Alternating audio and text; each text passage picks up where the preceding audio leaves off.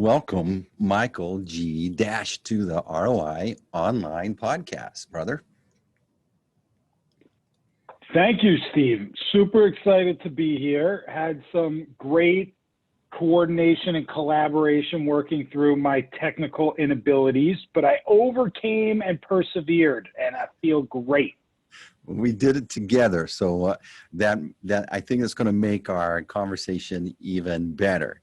Now, so Michael, I met you through a Zoom call through Scribe, where some other authors were sitting there learning how to use LinkedIn to connect better with our audience. And so that's how you and I got connected. But also the title of your book, Chasing the High, An Entrepreneur's Mindset Through Addiction, Lawsuits, and His Journey to the Edge. And so I thought, hey, this will be an interesting conversation, and how far to the edge can we push it?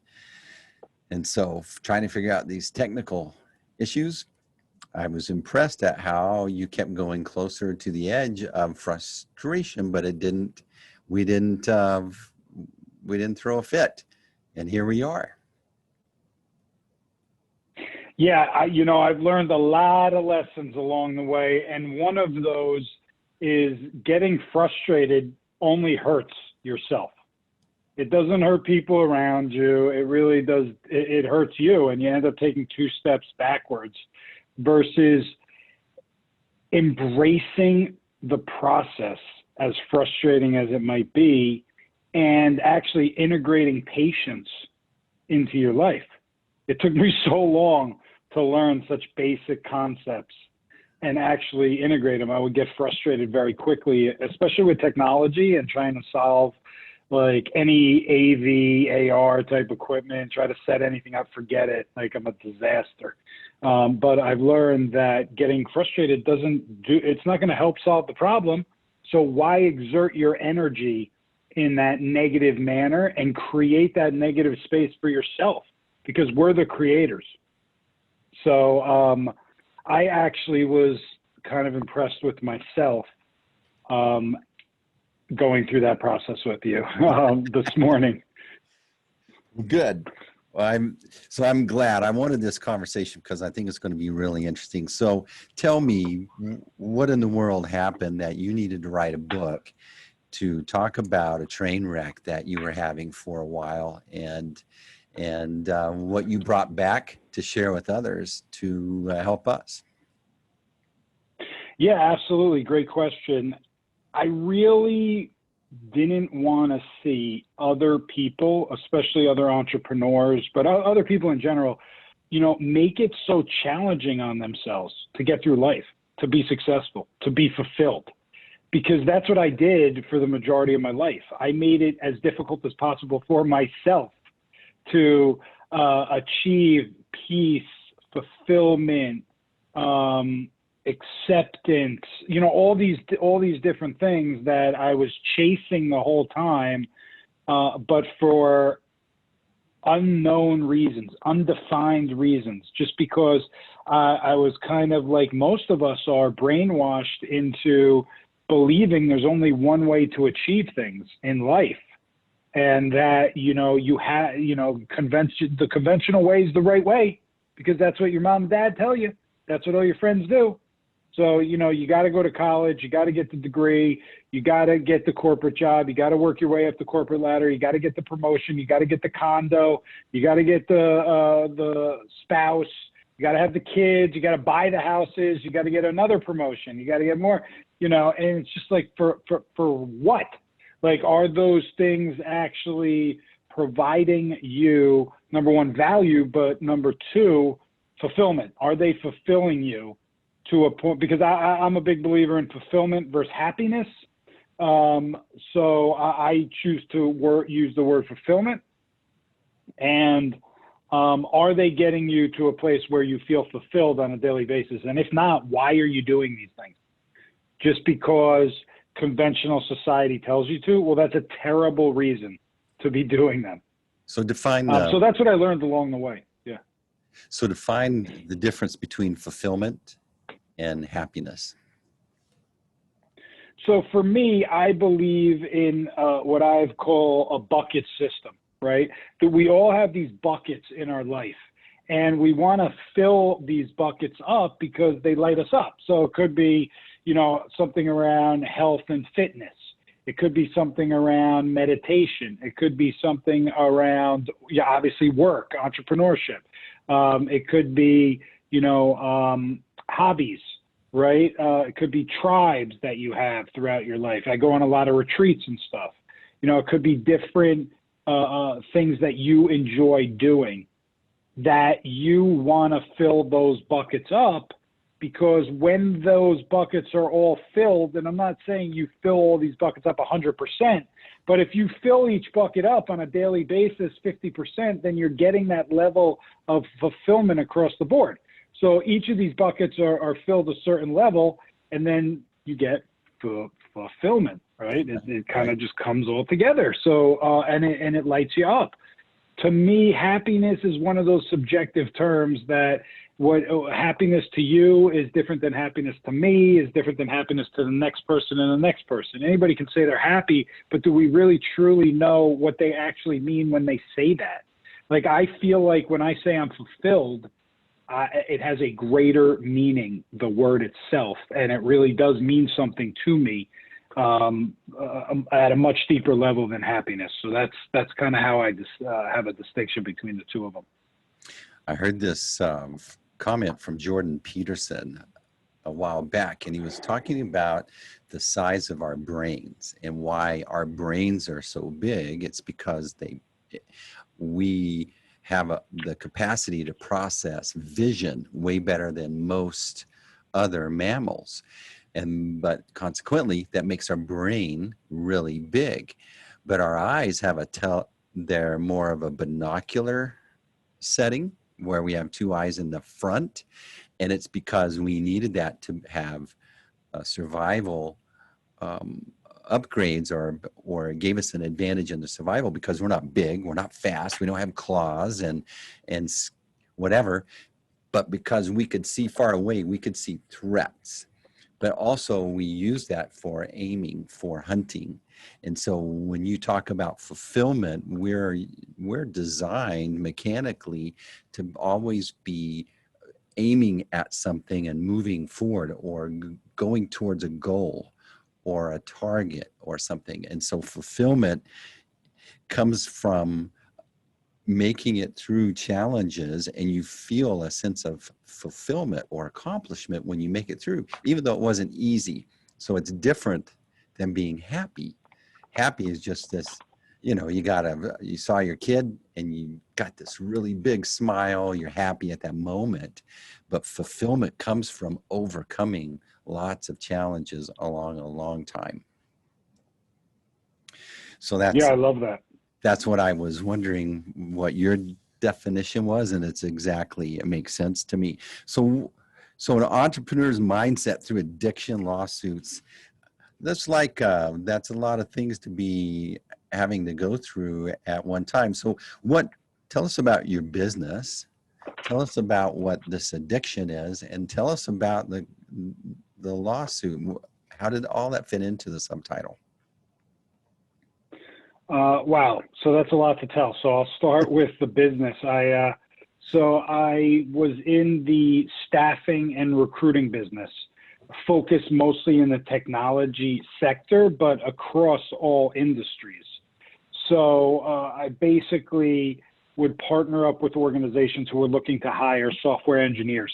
That's the easiest example to give, because these are duplicatable positions, and most companies need a lot of them, especially in the fields I was working, financial services, e-commerce. So I started my career in New York City, working 4 years at a sports advertising company. I was actually selling advertising in game day football and basketball publications for 500 colleges across the country. After that, my best friend was in staffing. He asked me to join him and his firm because he thought I would be a great fit. He was the president at the time. He brought me in as director. In between there, I worked 1 year at another company so I could learn on their dime. At that company, I had met what would be my ex-business partner. 9/11 happened, so she went back to Utah. I stayed in New York, teamed up with my buddy, worked there 4 years. At the same time, I had a side hustle going on because I had landed a big account called E-Trade Financial, if you're familiar with E-Trade. Yeah. And they needed to hire, they were looking to hire 200 financial service reps in Salt Lake City, Utah, of all places, in 3.5 weeks when I had called upon them. And my company didn't want the business because it wasn't in New York and New Jersey. So I said, well, I know one person outside of the metropolitan area in staffing. She happens to be in Utah. This is meant to be. I called her up. We put a proposal together. They accepted it. We filled all 200 positions in 3.5 weeks.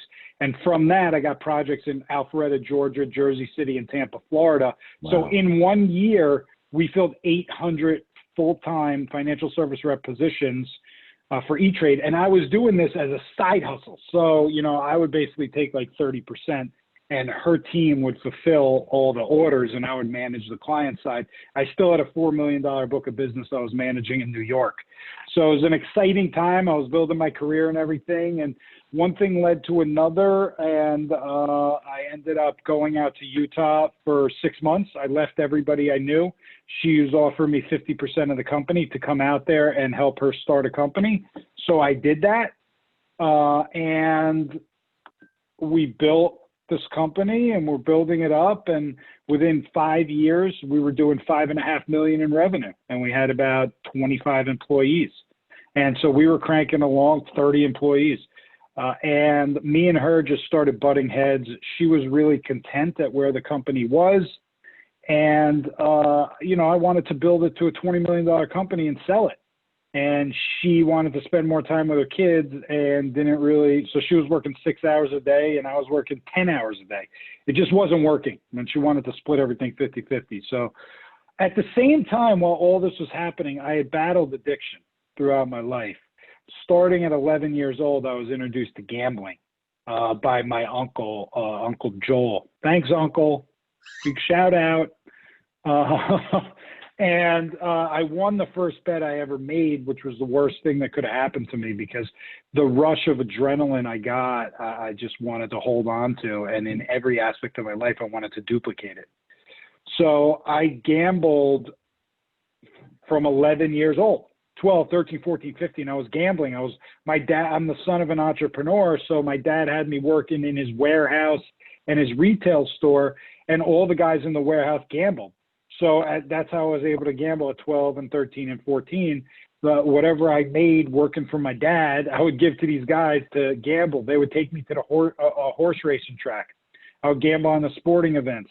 My Little League coach in New Jersey, he was a bookie because that's how we do things in Jersey. So, so it was all around me. And then when I went to college, other than that, I was pretty straight-laced. I was the president of student council in high school, played 3 sports, all that stuff. But when I went to college, I was introduced to drugs, and I was very, I was always chasing something. I was always chasing that high of money, chasing that high of gambling. Drugs was the next natural step. So I started doing cocaine and marijuana and mushrooms and all these different drugs and stuff. And I had the entrepreneurial spirit in college. So I always knew I'd be an entrepreneur. I just never visioned in my mind that my first foray into entrepreneurship would be in college as a bookie and a drug dealer. But that's exactly what happened. Wow. And so I got involved in that in college, and I was still working. I was going door to door selling home improvements and going to school and doing all that stuff. So I just always was in action is what we like to say. And I always had a lot of action going on. That was what stimulated me. And it was all around money, but it was all based on addiction. And one thing I was always good at was selling. I was a great salesperson. So I could always make a lot of money selling. So and I loved it. So I never allowed my drugs, my gambling, all that stuff to take away from me missing work or anything like that. No, work was action also. So it all kind of fed itself.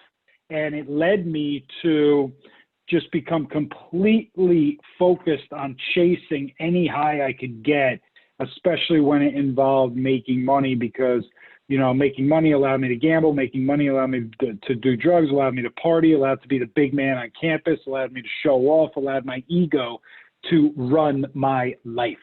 And then once I started building a business with my ex-business partner, my ego became more and more and more out of control.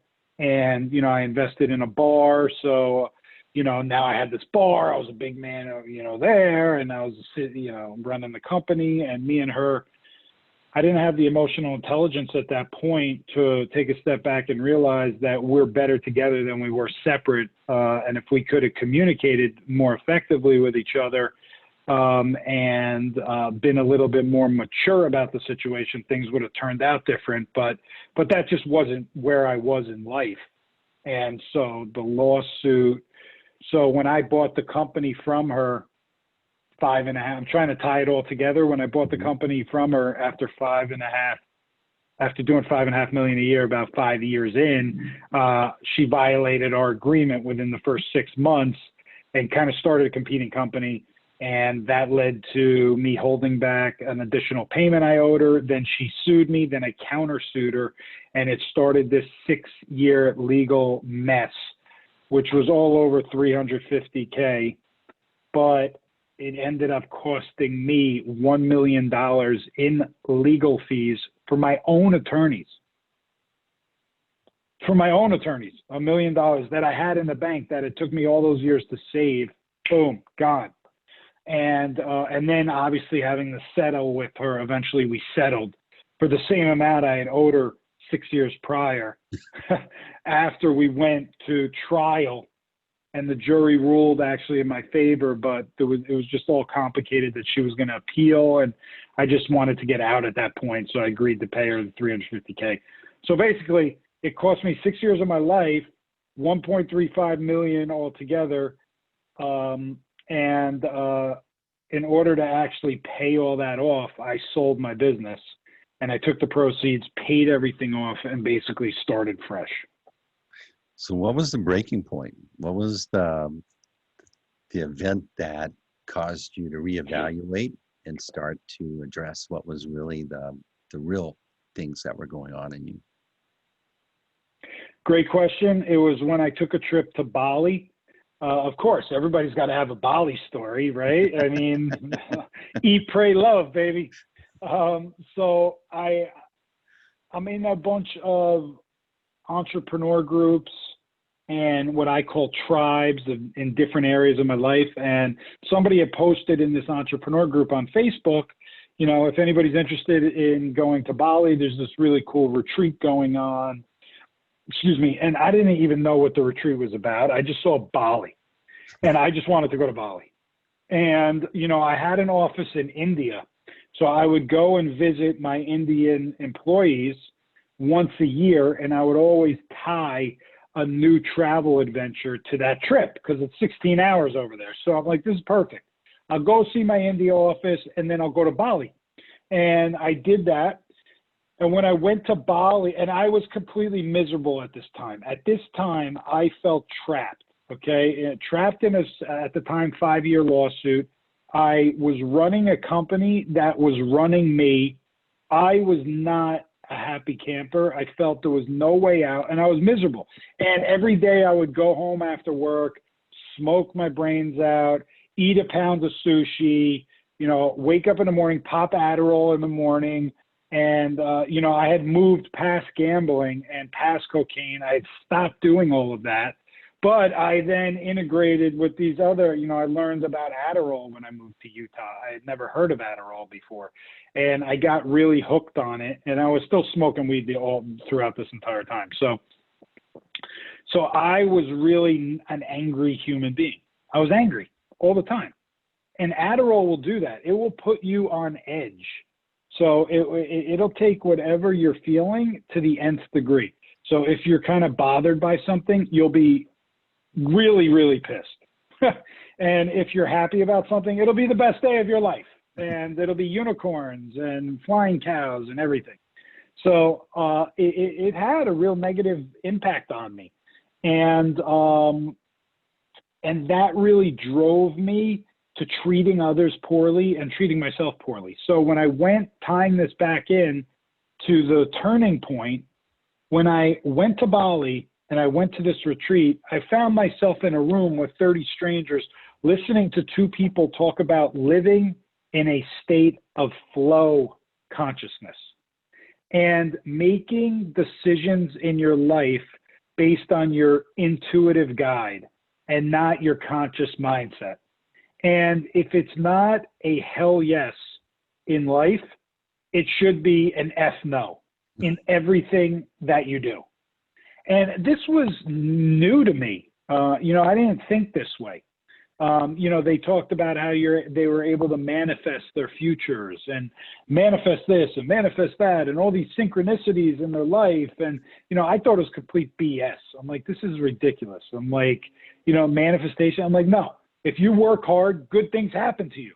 And they're talking about synchronicity. I'm like, I've never even used the word synchronicity. It's called coincidence. Things happen in life. Okay. And so I'm saying this, I literally raised my hand and called BS out. And they were just telling me with all these different things that had happened to them throughout their life to get them to that point. And they created this course and they've helped hundreds of people and la, la, la, la, la. And I didn't buy it, but I spoke to them for an hour afterwards. And they had convinced me that they could help me get out of this lawsuit and get out of my misery and all this other stuff. And so I remember I was totally against spending money on these courses. I thought they were all a scam. But I remember flying back from Bali to Utah with this one line repeating over and over and over in my head, which was, would it be so bad to live a different way? Life wasn't working out for me the way I was living. Even though from the outside in, it looked like I had everything. I had this company, I had a bar, I had multiple houses, all this stuff, but I was a miserable human being. So after I sat with, would it be so bad to live a different way? I immediately felt this like heaviness being lifted off of me. And I'm like, all right, I got to take this course. So I decided to take the course, and it changed the trajectory of my life. We went through this whole process of clearing limiting beliefs through tapping and EMDR, if you're familiar with any of that, and then inputting these positive beliefs. And slowly I was actually able to start manifesting my way out of this life I created that I felt trapped me. Slowly but surely, I was able to manifest my way out of it. And one thing led to another. And a year later, I settled the lawsuit and sold the business within the same week, paid all the debt off, and decided to move out to California and kind of start anew. And that's what I did. And that's when I wrote the book. So tapping in EMDR, tell us a little bit about that. Yeah, so I'm by no means an expert, but it's a process. It's like this emotional release that you're. So what is am I saying the acronym right? EMDR is. Yeah, exactly. It's like this rapid eye movement where you're moving your eyes to the right and to the left at the same time that you're releasing these limiting beliefs and tapping. So you're like tapping on the back of your neck. There's a gland back here. I don't know the exact name of it, but it's basically between your spine and your right side of your neck. So right there. So you're tapping and you're moving your eyes back and forth. It's really weird, by the way. Yeah, it sounds really hippy dippy, but the essence of it is you're training your brain to expect something else other than what it's been anchored on. Correct? Yeah, to release these beliefs that you've wired your brain with, similar to what you were saying. So, for instance, it would say, it would say, sorry about that. You would say a limiting belief would be change is difficult. Most people believe change is difficult, and that's a limiting belief. But change is actually the easiest thing on the planet. Like, if you want to change something, like today we could commit, all right, I want to lose weight. I'm going to change. I'm not going to eat after 8 p.m. That's it. I'm going to make that change today. And I'm just going to commit to myself when I wake up in the morning, I'm not going to eat at after 8 p.m. And I'm going to do the same thing tomorrow and the same thing after that.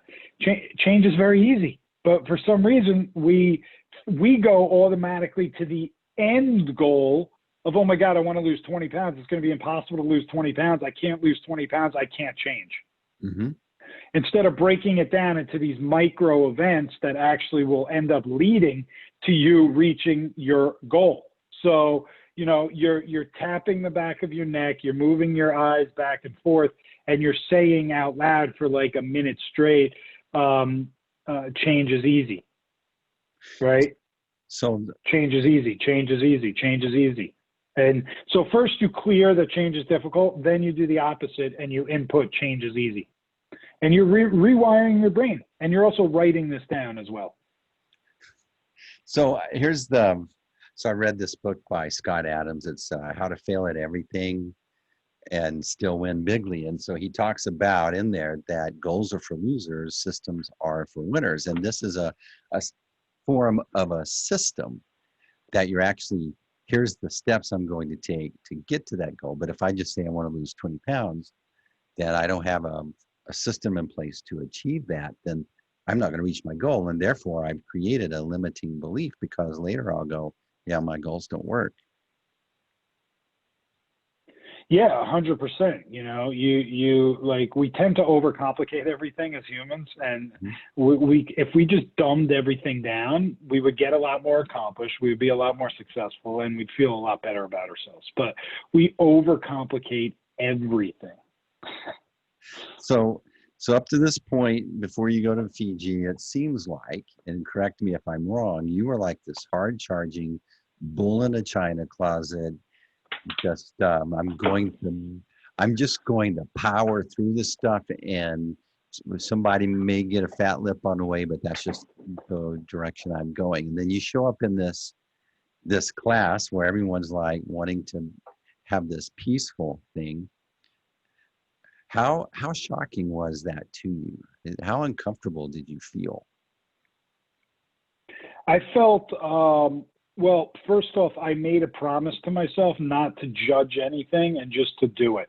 Was that hard? Was that hard to do? No. Okay. It wasn't hard to do at that point in my life because I was so miserable. So when you get to a point of being completely miserable and like wanting to basically kill yourself and not live and not deal with it, then it's pretty easy to give something else a shot, because, you know, you're just like, it was like I was throwing my hands up. I'm like, all right, I surrender. Like, something has to direct me. Something has to be, there has to be a better way to live.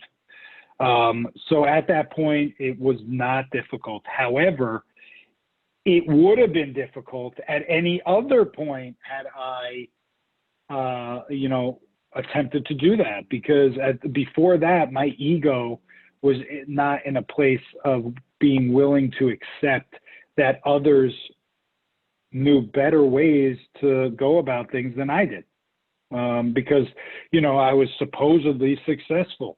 I mean, you know, so yeah, but at that point, I was accepting it with open arms, and it was difficult, even though I made a promise myself not to judge it. It was still difficult along the way. Like, all right, yeah, this is she, this is weird. Okay. Like, if any of my boys I grew up with saw me doing this, they'd be like, what the hell happened to you? Yeah.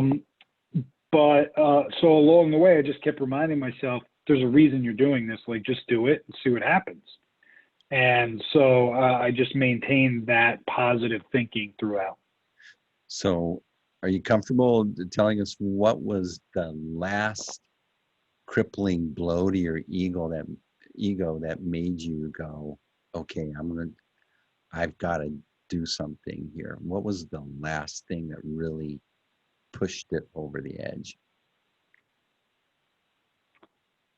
I think it wasn't like one of those, this was the tipping point. It was an accumulation of feeling beaten down emotionally, like fight and not wanting to fight anymore. I was fighting and fighting and fighting. If it wasn't fighting with myself, it was fighting with an employee. If it wasn't fighting with an employee, fighting with with a client, or fighting with a family member, or fighting with, somebody at my bar, or fighting with, it was just exhaustion. I was mentally exhausted with myself. It wasn't anybody else. I was causing all of this. I controlled all this. I created all of it through the choices that I made. So it was just to a point where I was like at a point of giving up. And I just like, I was over all of it. So it was easy to accept. So you start to make your way out of the pit, so to speak, and you go along for a bit. So what in the world motivates you that I need to write a book to confess all my train wreck? And what compelled you to go? You obviously you did it to help others. What's going on there? Well, I felt like I was in a different mindset at the time. I was in this manifestation mindset and like all these other things. And I just had so many people like, man, you should write a book. You should write a book, man. This story is ridiculous. You have to tell this story. And at first I was just going to write a book about like the lawsuit and everything, because that could be a book in itself. But I had a lot of other mistakes I made along the way that I felt could serve as lessons for others and inspiration possibly. So I decided to write the book, and I actually started writing it before I left the company. So I was writing it for 6 months before I left the company. So I had started it there and everything, and I knew this was what I was going to do, and it seemed like a natural transition for me. And give me something to do after I got out of the company. So that's kind of how it happened. And at that point, most people didn't know any of this stuff about me. Wow. So has the book accomplished what you were hoping it would accomplish? I didn't go into it with, having hopes of it doing anything in specifically, and maybe I should have, because I've always had, all right, this is the goal, and here are the steps I'm going to achieve the goal. But it was more important for me to get the book out and to help other people who are going through, other entrepreneurs who are battling these things, because I see a lot of entrepreneurs who deal with addiction and depression and isolation and things of that nature, to make sure that they knew that they weren't alone. And that I could be somebody who could be a resource for them.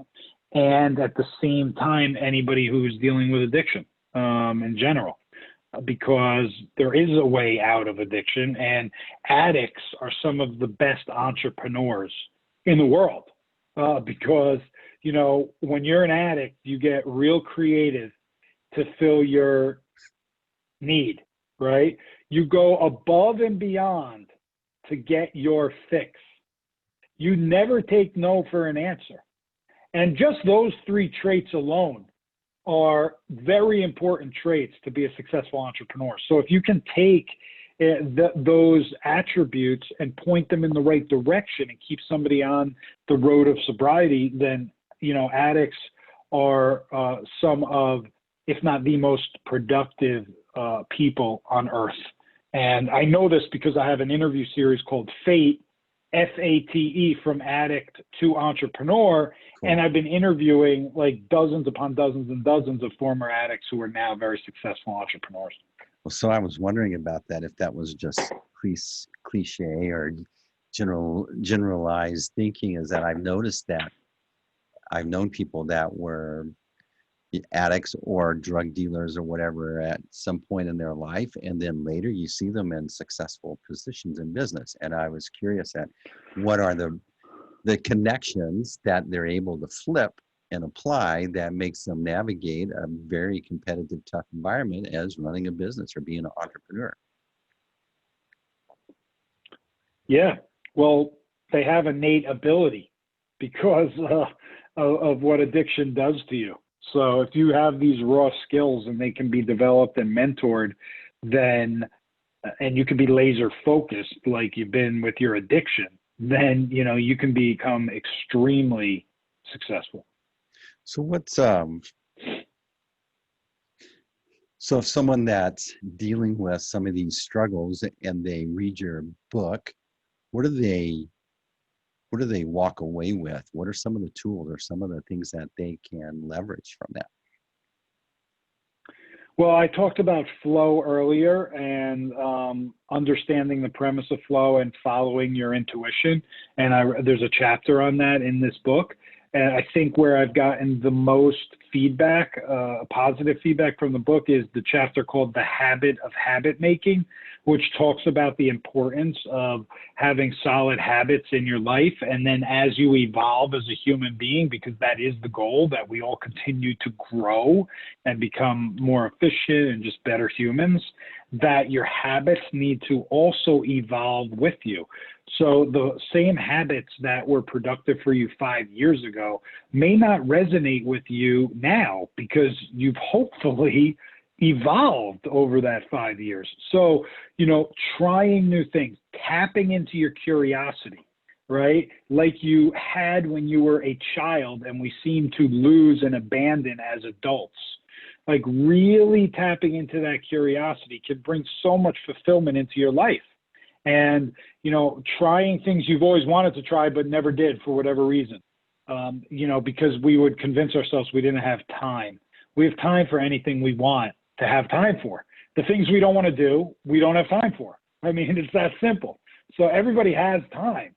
It's just a matter of how you prioritize it and what you prioritize. So yeah, I really think that, you know, by following that kind of guide and that premise, that you can really, you know, achieve anything that you want.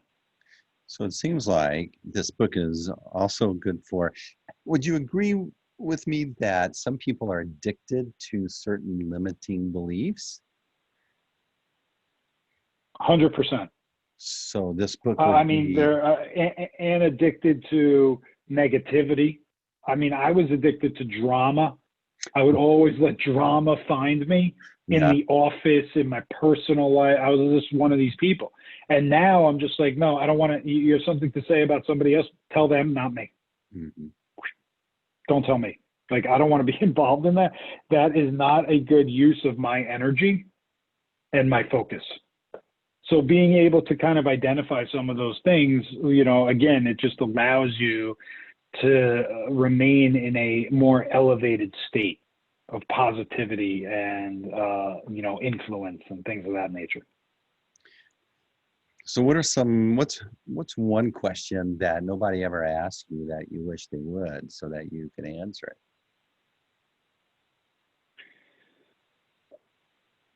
What's one question that somebody hasn't asked me so I could answer it?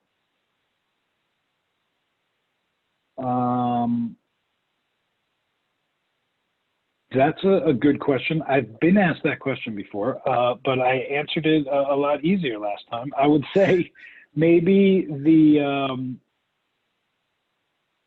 you know, the most, I mean, possibly the most humiliating moment of my life. Yeah, going through all of this. Yeah. I mean, you know, I would say it was when I got arrested. You know, for sure. It was really.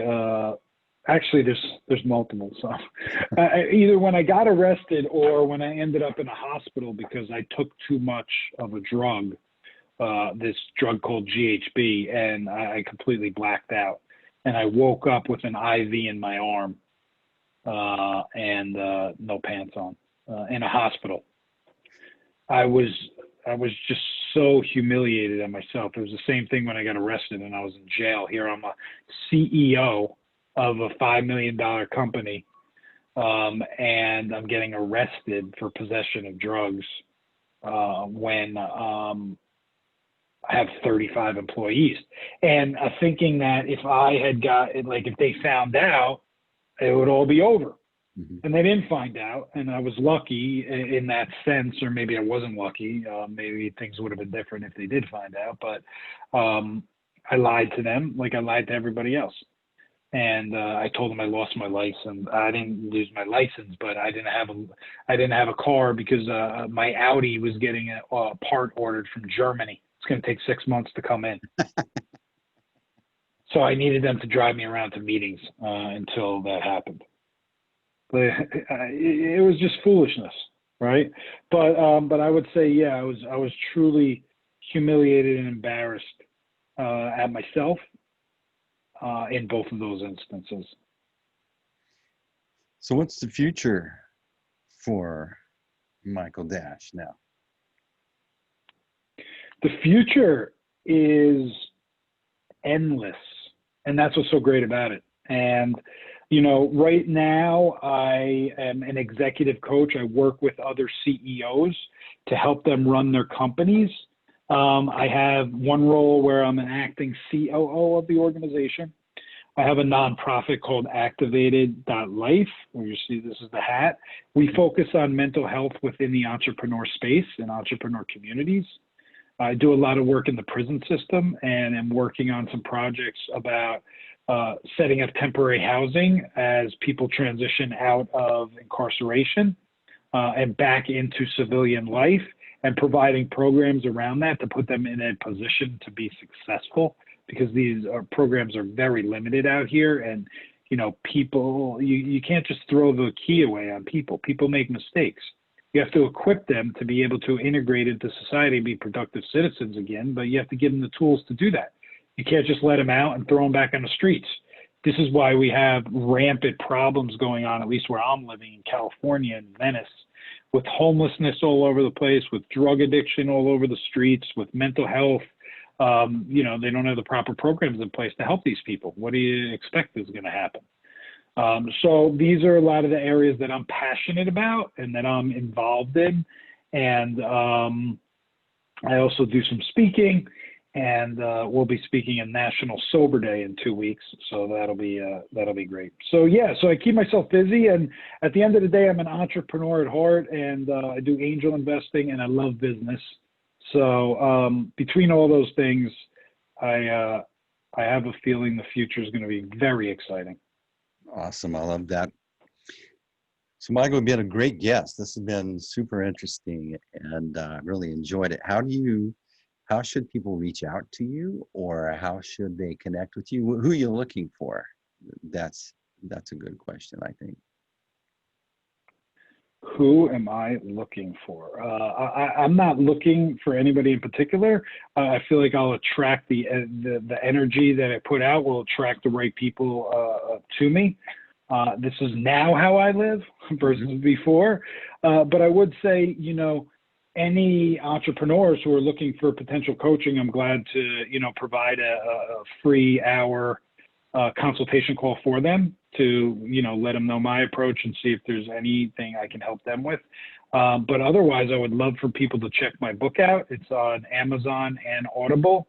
It's called, you can just do www.chasingthehighbook.com. Secondly to that, you can reach me at michael@michaelgdash.com. And my website, I give away a free alignment assessment. So basically, it's a tool that allows you to track all your daily activities and then measure how aligned those activities are with what your mission and goals are in life.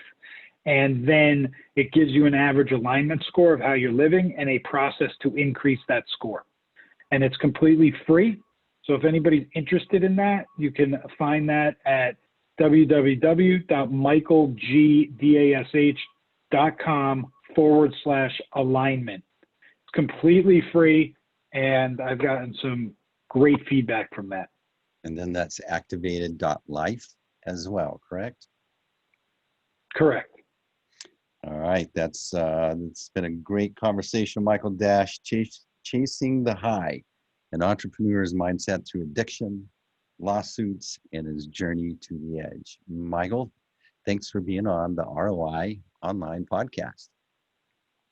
Thanks so much for having me, Steve. That's a wrap.